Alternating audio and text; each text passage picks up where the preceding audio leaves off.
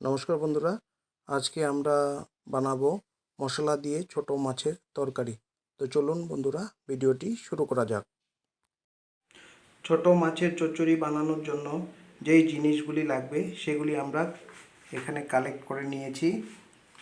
লাগবে আমাদের পেঁয়াজ, টমেটো, কাঁচা লঙ্কা এবং শুকনো লঙ্কা।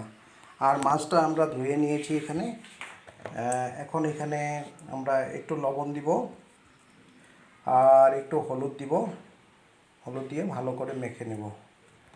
আর মশলাটা এখন আমরা করে নেব।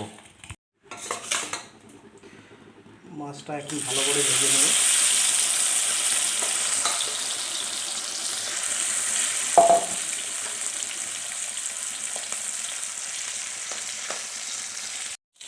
মাছ আমাদের ফ্রাই হয়ে গেছে। এখন আমরা মাছটা তুলে নেব।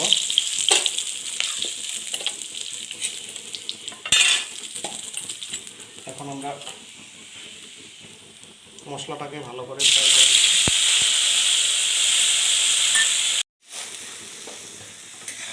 এখন মশলাটা ভালো করে ফ্রাই করে নেব। একটু হলুদ দিতে হবে।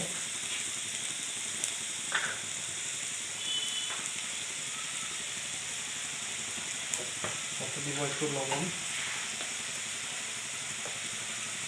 আপনি আপনার স্বাদ মতো লবণ দিয়ে দেবেন। এখন ভালো করে নাড়াচাড়া করে 2-3 মিনিটের মতো রান্না করব। এখন এখানে আমরা মাছগুলি দিয়ে দেব।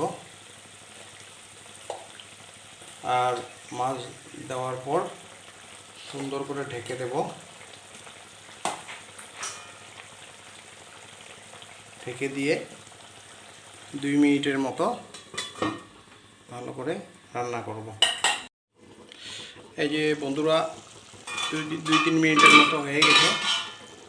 আমাদের রেসিপিটি কিন্তু এখন হয়ে গেছে। তো বন্ধুরা, রেসিপিটি কেমন লাগলো তা সুন্দর একটি কমেন্ট করে জানাবেন।